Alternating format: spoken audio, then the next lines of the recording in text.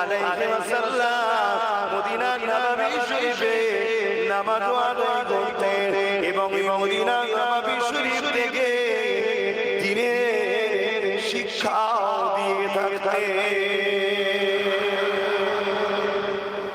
আমার দিনকে মিটাতে চাইবে, আমাদের ছেড়ে দিলে হবে। আপনারা কি বলছেন, ছেড়ে দিয়ে যাবে?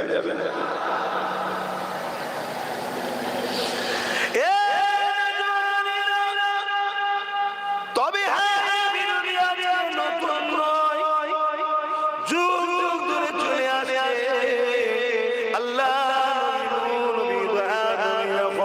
মক্কা জমিনে নায়ের কথা, ইনসাফের কথা, তাওহীদের কথা, রিসালাতের কথা, মানবতার কথা, ইসলামের কথা নবী আমার যখন প্রচার করতে শুরু করলো, আল্লাহ নবীর বিরুদ্ধে জালিমরা লেগে গেল।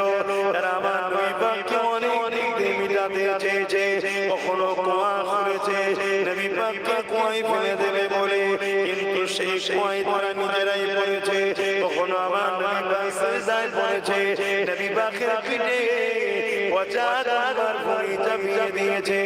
এইভাবে অনেক কষ্ট দিয়েছে, এমনকি আল্লাহ নবীর সাহাবী হযরত আবু বকর সিদ্দিক নবী পাকের হাতে হাত দেওয়ার জন্য আবু বকর সিদ্দিককে কাবার জমিনে পাথর করে করে আবু বকরকে মেরে মেরে পুরো শরীর রক্ত করে দিয়েছে। একটাই লক্ষ্য, ইসলামকে মিটিয়ে দাও, ইসলামকে রেখো না। কেন রে বাবা, ইসলাম তোর কি করেছে? না ইসলাম ইনসাফের কথা বলে, ইসলাম ইনসানিয়াতের কথা বলে, ইসলাম দাসত্বতার বিরুদ্ধে, ইসলাম জালিমদের বিরুদ্ধে, ইসলাম মুসলিমের পক্ষে, ইসলাম খুনিদের বিরুদ্ধে, ইসলাম গরিবদের পক্ষে, ইসলাম লুটেরাদের বিরুদ্ধে, ইসলাম ইনসানিয়াতের পক্ষে।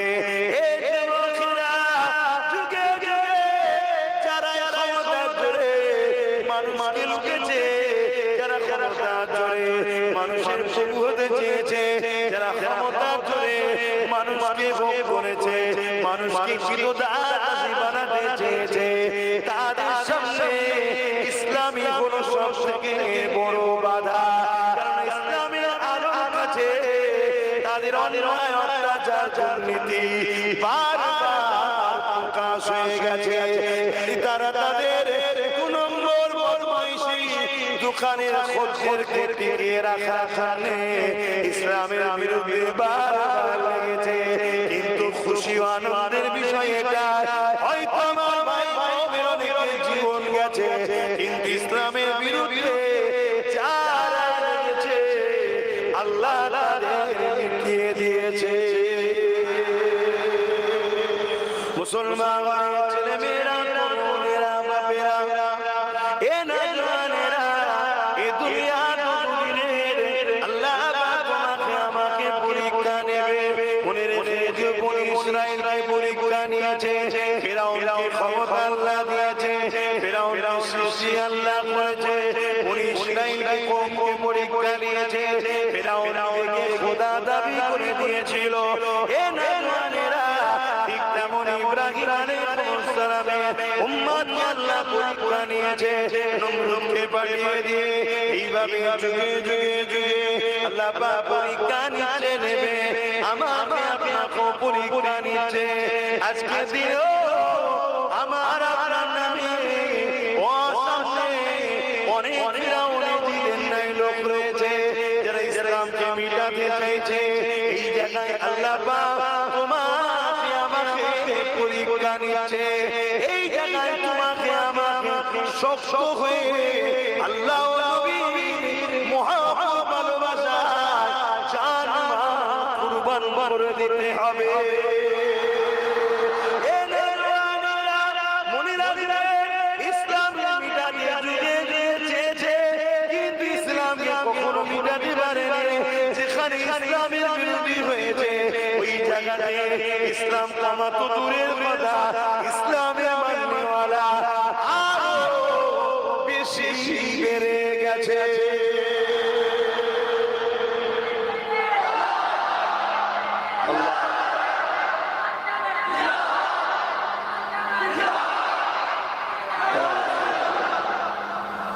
আজকে যুগে যুগে হয়েছে নতুন কিন্তু সমস্যা হচ্ছে আমরা বড় দুর্বল হয়ে গেছি আমরা তো বড় দুর্বল হয়ে গেছি এটাই হচ্ছে বড় বিষয় ইসলাম ছিল আছে থাকবে ইসলামকে কখনো কেউ মিটাতে পারেনি আর পারবে না কিন্তু আমরা ইসলাম থেকে দূরে সরে যাওয়ার কারণে আমরা না মিটে যাই আমাদের উপরে না ক্ষতি হয়ে যায় তাহলে ইসলামের সঙ্গে জুড়ে থাকবে যে আল্লাহ ইসলামকেও বাঁচাবে তাকেও নিরাপদে রাখবে জোরে বলে সুবহানাল্লাহ আমরা দেখেছি বদরের ময়দানে আল্লাহ নবী ও সাহাবাকে মিটাবার জন্য মদিনা শরীফ মিটিয়ে দেবার জন্য 1000 লোক সৈন্য আবু জেহেল আগে এসেছিল আমরা সেই ইতিহাস সবাই শুনেছি যেখানে মাত্র 313 জন ছিল হাতে খাজুরের ডাল নিয়ে অস্ত্র বাহিনীদের বিরুদ্ধে লড়াই করেছে এই যুবকেরা তরুণেরা বাপেরা এই 313 জনকে আল্লাহ পাক বিজয় দিয়ে দিয়েছে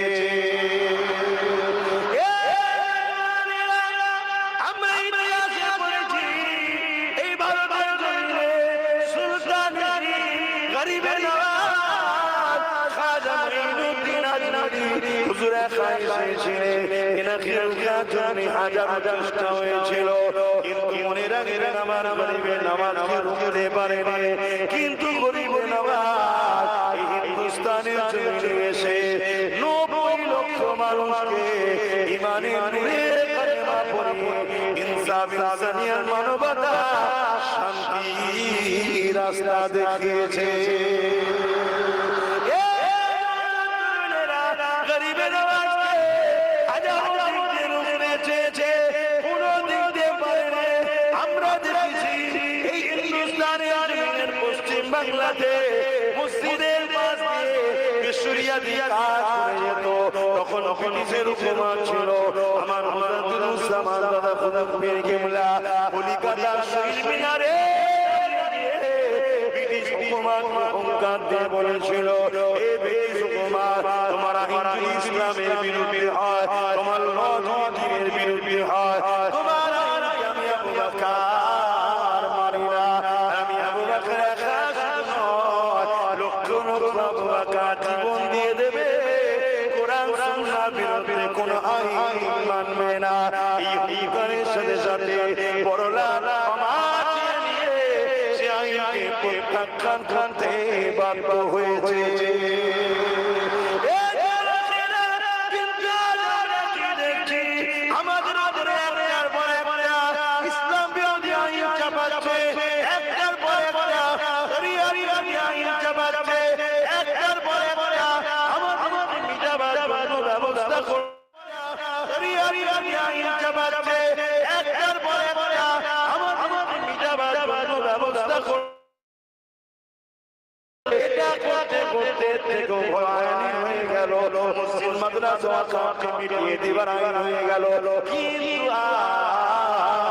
সেই রকম লড়াই সেই রকম চিন্তা ভাবনা মুসলমানের মধ্যে দেখছি না আছে কেন নেই অনেক দূরে সরে গেছে ইসলাম থেকে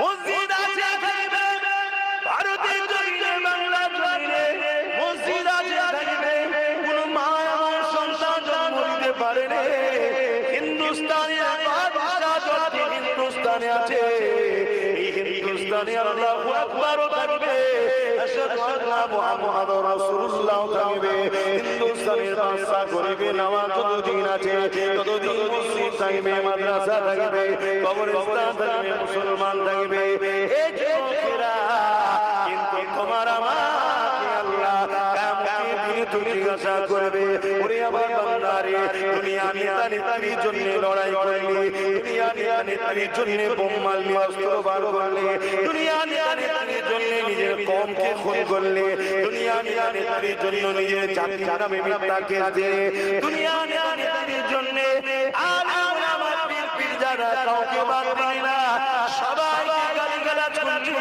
সবাইকে ধমকি দিলি, সবাইকে ধমকি দিলি। আজ বল আমার ঘরের জন্য কি করলি, আমার দিনের জন্য কি করলি?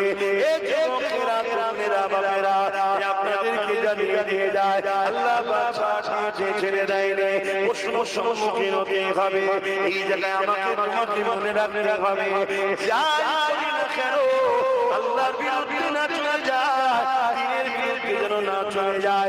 এটাকে তোমাকে আমাকে মাথায় রাখতে হবে।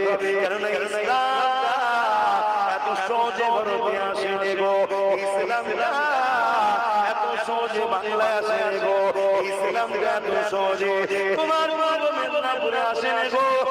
পয়সা আছে মসজিদ বানিয়ে দিলে, আর পয়সা আছে হজ করে দিলে, আর পয়সা আছে তুমি মাদ্রাসা তৈরি করে দিলে, কিন্তু মনে রেখে দিই জমিনের উপরে আল্লাহ ভুলে গিয়েছিল।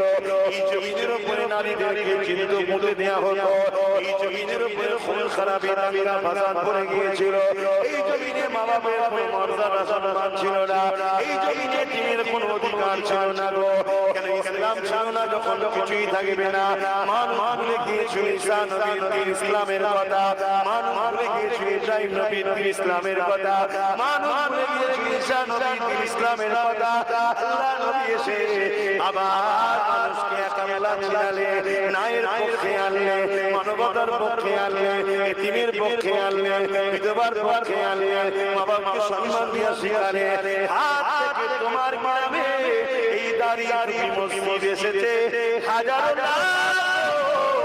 মা সন্তান হারা হওয়ার পর তোমার আমার গ্রামে ইসলাম এসেছে, হাজারো বোনেরা বিধবা হওয়ার পর তোমার আমার গ্রামে ইসলাম এসেছে, হাজারো লাখো বাচ্চা এতিম হওয়ার পর এই যুবকেরা আজ ইসলামে দুশমনদের পিছনে তুমি আমি দাঁড়িয়ে খুঁজছি।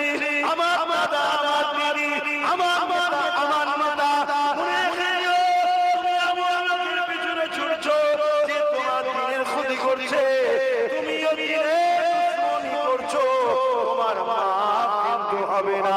আল্লাহ ফিরআউনকেও ছাড় দিয়েছিল, ছেড়ে ছেড়ে তো দেয়নি, নমরুদকেও ছাড় দিয়েছিল, ছেড়ে ছেড়ে তো দেয়নি, এজিদকেও ছাড় দিয়েছিল, ছেড়ে ছেড়ে তো দেয়নি, কুশকেও ছাড় দিয়েছিল, ছেড়ে ছেড়ে তো দেয়নি, চিঙ্গিস খানকেও ছাড় দিয়েছিল, ছেড়ে ছেড়ে তো দেয়নি। মনে রাখবে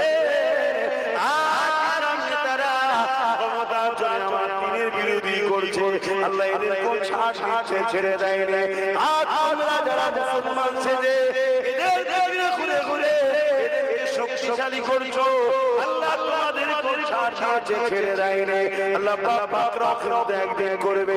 গুনার মাপ আছে, অন্যায়ের মাপ আছে, সিনেমা যাত্রা ফাংশন থেকে বেরোছো মাপ আছে, কিন্তু ইসলামের ক্ষতি যদি করো বা ক্ষতিকার শক্তিশালী করো, এতে তোমার মা হবে না।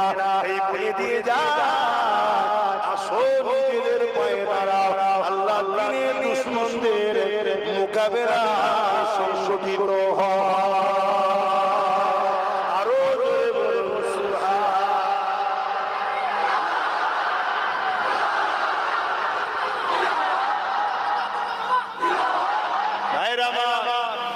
আমাদের আমাদের ঘরে ঘরে অতএব সেই মুনাফিক ছিল, আর মুনাফিক ছিল বড় কঠিন ব্যাপার। কেননা মুনাফিকদের চিনতে বড় বড় কষ্ট। আমি দুটো ব্যক্তির নাম বলছি, একজনের নাম আব্দুল ইবনুবা, আর একজনের নাম আবু বকর সিদ্দিক।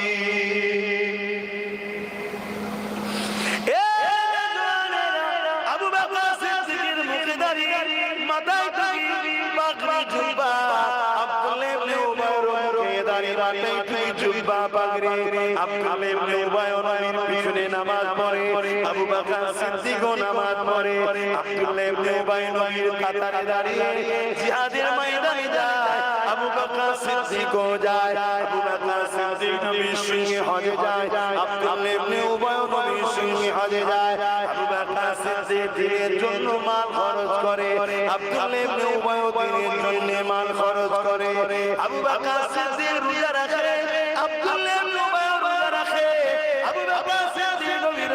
বসে কোরআন শুনে, কালামুল্লাহ শুনে, আব্দুল্লাহ ইবনে উবাই বসে শুনে। এই যুবকেরা কিন্তু কোরআন ঘোষিত আব্দুল্লাহ ইবনে উবাই জাহান্নামী, আর আমার আবু বকর দুনিয়া থেকে জান্নাতে সার্টিফিকেট পেয়েছে।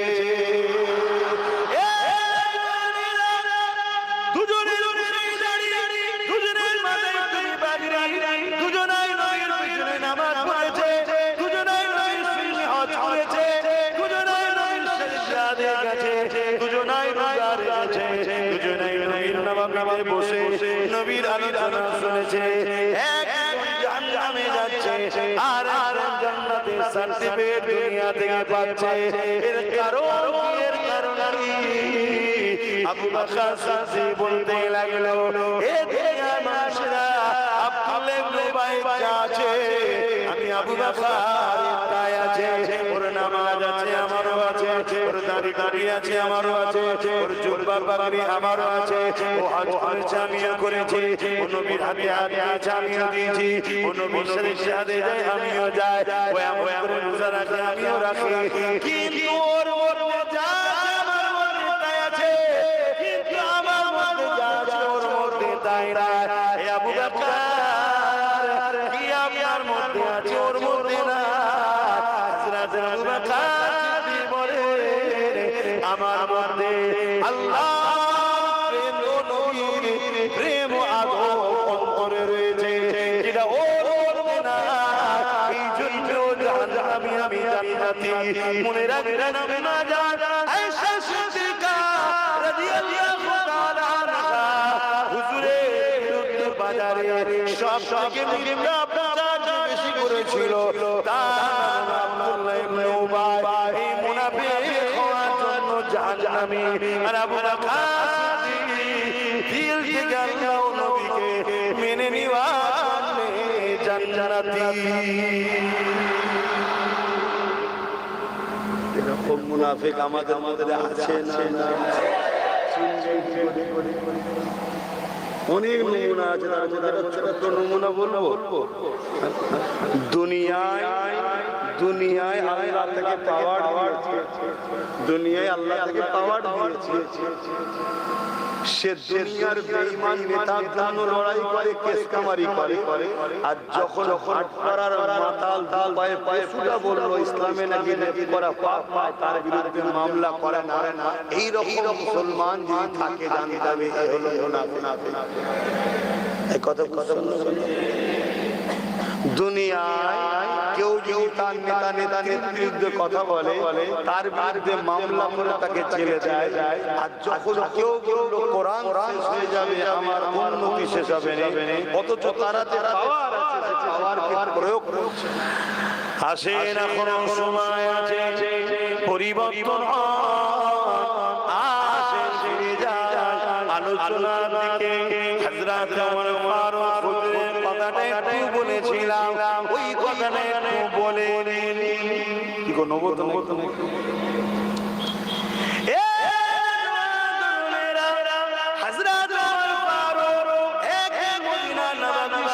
বসে রয়েছে।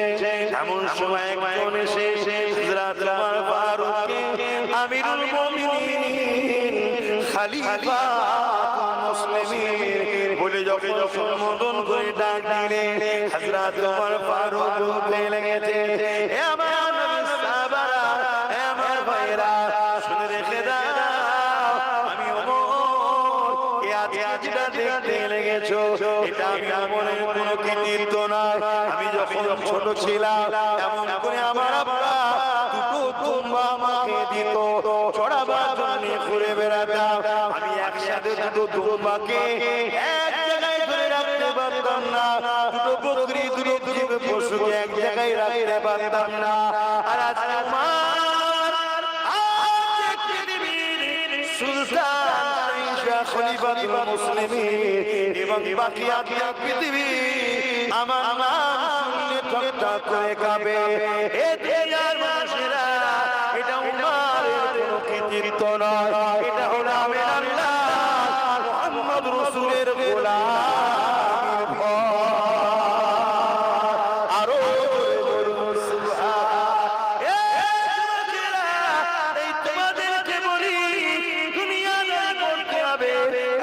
করতে হবে, ব্যবসা করতে হবে, সংসার করতে হবে, রাজনীতি করতে হবে, সবটাই করো, কিন্তু মুহাম্মদ রাসূল ছাড়া দ্বিতীয় কাউকে নিরান নয়, দ্বিতীয় কেউ নেতা নয়, দ্বিতীয় কেউ আমাদের জন্য পথ প্রদর্শন নয়। মুহাম্মদ রাসূলের গোলাম থেকে বানা, মুহাম্মদ রাসূলের যদি গোলাম হতে পারো তাহলে মনে রাখবে দুনিয়া তো শানওয়ালা হবে, তুমি সম্মানিত হবে। তোমাকে একসাথে ধরে রাখতে পারত না। এই উমরের নাম শুনলে 1200 সুলতান দরজা করে কাঁপতো, রোমের সম্রাটরা করে কাঁপতে থাকতো, পৃথিবীর শাসকরা ভয় থাকতো। আজ আমার বাবার আলোচনা করলে পুরো পৃথিবী জালিম হুকুমতরা ভয় কাঁপে। এই বলে আর কি আলোচনা নাই, উমরের আলোচনা করবে, উমরের আলোচনা শুনলে আজকে জালিমদের ভয় লাগে।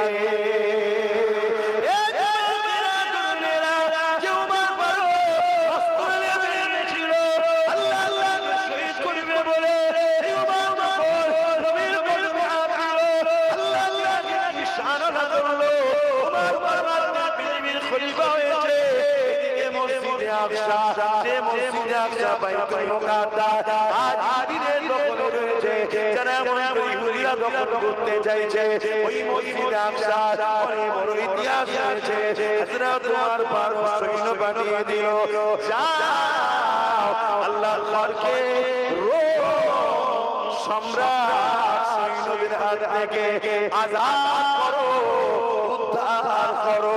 হযরত ওমর ফারুক সৈন্য গিয়ে মসজিদে আকসাকে রোম সম্রাটের হাত থেকে উদ্ধার করলো। রোমের সৈন্যরা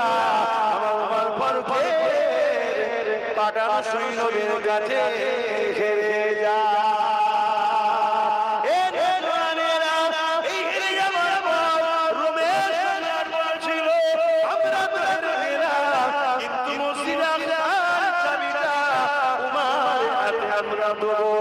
খবরটা মদিনা শরীফে চলে এলো।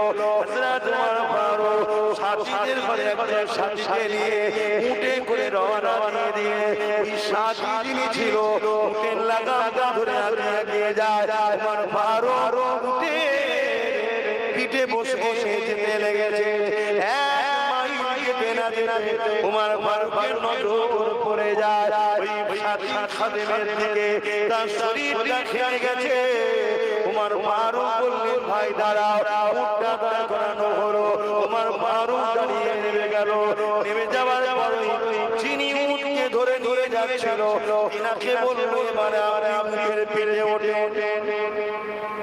শুনছেন, এরকম নেতা পৃথিবীতে আছে, এরকম নেতা আমার ভারতবর্ষে কখনো পেয়েছে? কথা কিছু বুঝতে পারছি? ইনসাফ দেখুন। হযরত ওমর ফারুক হুজুর কি বললেন? সাথী বলছে, হুজুর আপনি আর্ধেক পৃথিবীর খলিফা, আপনি যাবেন নিচুই নেবে আর আমি উপরে, একই কথা। ওমর ফারুক বললেন, আল্লাহ যদি কিয়ামতের দিন আমাকে ধরে, ওমর তোমাকে আমি খলিফা করেছি, একটা অসহায় মানুষের কষ্ট দেখো তোমার মনে হলো না? আমি তো খলিফা করতে পারতাম। অতএব তুমি ওঠো। সেই ভাই নবীর সাহাবী সেই ওমর ফারুকের সফর সাথী তিনি উঠলেন।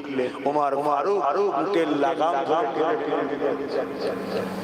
বলো, এই ইনসাফ, এই ইনসানিয়ত, এই মানবতা ওমর ফারুক শিখেছে। জোরে বলে, আজ ৭৯ বছর ধরে দেশ চলছে, ভারত স্বাধীনতার পর কোনদিন দেশের মুসলমান হয়নি, কোনদিন রাজ্যের সিএম মুসলমান হয়নি। এরপরও যদি অমুসলিমরা গরিব থাকে, অসহায় থাকে, মুসলমানরা দোষী নাকি?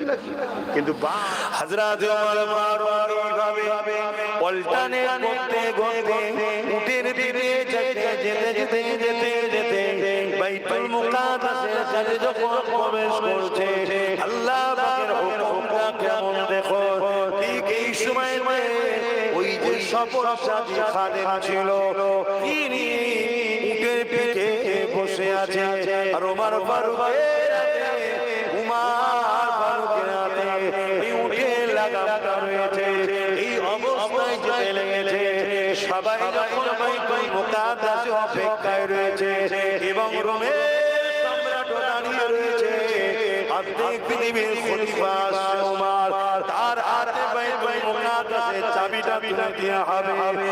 সবাই ইস্তেকবাল করছে। ওই উনারদের পিঠে বসে রয়েছে তাকে আগে সাহাবা ভাইরা যারা লড়াই করতে এসেছিল, তারা তখন থেকে বলতে লেগেছে, এ রোমের সম্রাট, এ রোমের খ্রিস্টান মানুষেরা, উনি আমাদের সুলতান নয়, উনি আমাদের উমর নয়, উনি আমাদের খলিফা নয়। আরে আমাদের খলিফাকে, আমাদের খলিফা হলো তিনি, যিনি উঠে ধরে আঁকিয়ে আঁকিয়ে আসতে লেগেছে।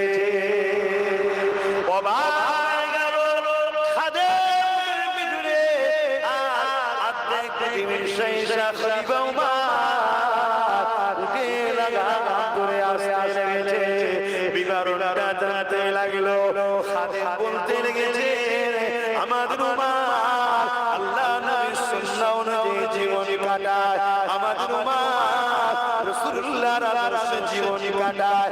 আমাদের উমর কখনো তিনি খলিফা বলে নিজের পাওয়ার প্রকাশ করে না, তিনি নিজেকে কখনো অহংকারী মনে করে না, তিনি সবাইকে সমান নজরে দেখে। এতটা পথ আমি আসবো, হেঁটে হেঁটে উমর এটা মেনে নিতে পারেনি, কারণ আল্লাহ সৃষ্টিকে যে ভালোবাসে, আল্লাহ তার উপরে দয়া করে। এই জন্য এক কিলোমিটার উমর চলেছে, আর আমি রসুলের আগে আছি, আর এক কিলোমিটার আমি চেপেছি, উমর রসুলের আগে আছে। এই কথাটা শোনার সাথে সাথে বাইতুল মুকাদ্দাসের ওখানে যত খ্রিস্টান দাঁড়িয়ে ছিল সবাই বলে উঠল, এত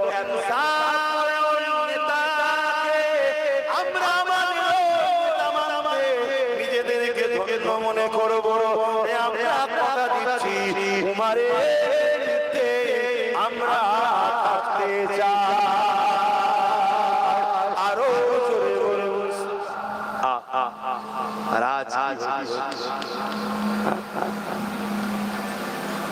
গাড়ির ড্রাইভিং করতো, গাড়ির ড্রাইভার এখন নেতা হয়ে হাজার হাজার হাজার ভ্যান চালাতো, শুধু ছোটখাটো নেতা হয়ে, দুতলা বাড়ি, গাড়ি গাড়ি গাড়ি। শুনছেন তো নাকি? ছোটবেলায় শুনতাম নাকি জাদু ছড়ি নাকি গুলোলে নাকি শোনা হয়ে যায়, এদের ছড়ি আছে, এরাই ভালো কথা শুনতে শুনতে এটা নাই সাপোর্ট করা ইসলামে হারাম।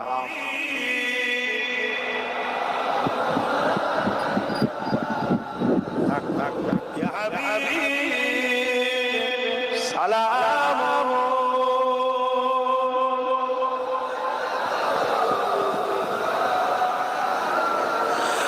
কঠিন ওরের দিনে কি আছে মোদের কপালে,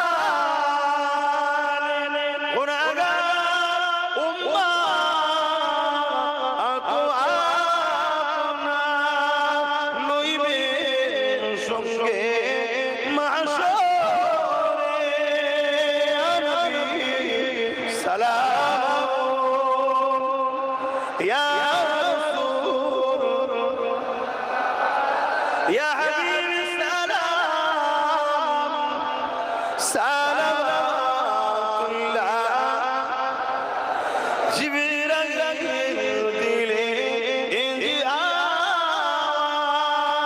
খুলে দাও আসমানের দুয়ার, এসেছে